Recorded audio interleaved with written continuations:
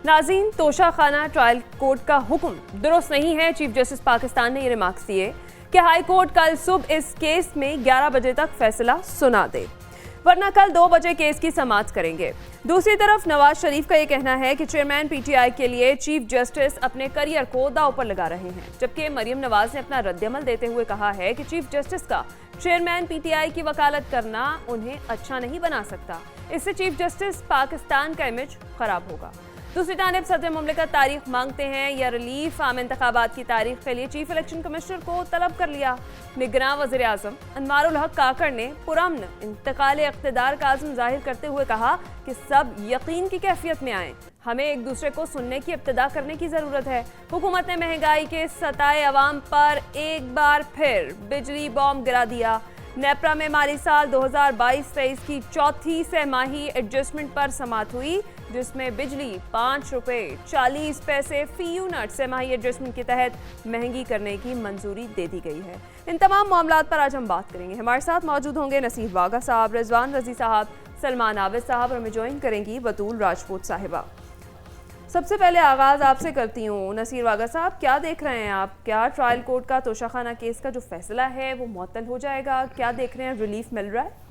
देखिए, हालात तो बिल्कुल ऐसे ही लग रहे हैं। आज जो चीफ जस्टिस ऑफ पाकिस्तान के कुछ रिमार्क्स थे, कल जो इस्लामाबाद हाई कोर्ट में हियरिंग होने जा रही है, इसमें एक बड़ी अजीब बात यह है कि उन्होंने सारा केस सुनने के बाद कोई फ़ैसला तो नहीं किया, लेकिन उन्होंने जो रिमार्क्स दिए हैं ना, वो ऐसे लगता है जैसे उन्होंने इस्लामाबाद हाई कोर्ट को कुछ थोड़ी सी लाइंस दी हैं, क्योंकि उन्होंने उसमें कुछ ऐसी बातें की कि जो ट्रायल कोर्ट थी उसने ये भी छोड़ा, उसने ये भी छोड़ा। शायद उससे ये लग रहा है एक जो अगर आप जेस्चर उनका देखें कि उन्होंने कहा है कि कल 11 बजे तक इस्लामाबाद हाई कोर्ट जो है इसकी हियरिंग करेगी और जो भी फैसला होगा, अगर वो फैसला होगा नहीं होगा तो उसके बाद हम 2 बजे सुप्रीम कोर्ट में इस पर दोबारा हियरिंग करेंगे। ये बड़े अजीबोगरीब और गैर मामूली हालात हैं।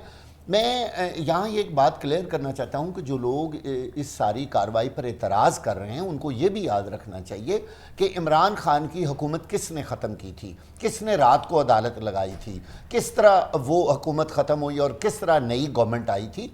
हम लोग सुप्रीम कोर्ट ऑफ पाकिस्तान और दूसरी जो हमारी आला अदलिया है और छोटी अदालतें हैं, उन पर कमेंट करने की बजाय पहले उनका ट्रैक रिकॉर्ड भी देख लें। जहाँ जहाँ लोगों को रिलीफ मिलता है वहाँ वहाँ तो कहते हैं कि जी अदालतें जिंदाबाद और चीफ जस्टिस भी जिंदाबाद, लेकिन जब उनके कोई ज़रा भी कोई फ़ैसला उनके हक़ में नहीं आ रहा होता, अभी आया नहीं है, उनको फील होता है कि शायद चीफ जस्टिस का या अदालत का जो रुख है या उनका जो एक रवैया है वो ये उनको महसूस होता है कि शायद वो किसी दूसरी पार्टी की तरफ जा रहा है, तो उस पर वो फ़ौरन कमेंट करना शुरू कर देते हैं। चूँकि ये एक गलत रवैया है, इस तरह हम नहीं करना चाहिए। एक तरफ तो हम कहते हैं कि हमें अदालतों पे बड़ा यकीन है और जो अदालतें फ़ैसला करती हैं, देखिए यही जब इमरान खान की हुकूमत ख़त्म की गई थी तो कितना जिंदाबाद के नारे लगे थे और इन्हीं अदालतों की कितनी पजीराई हुई थी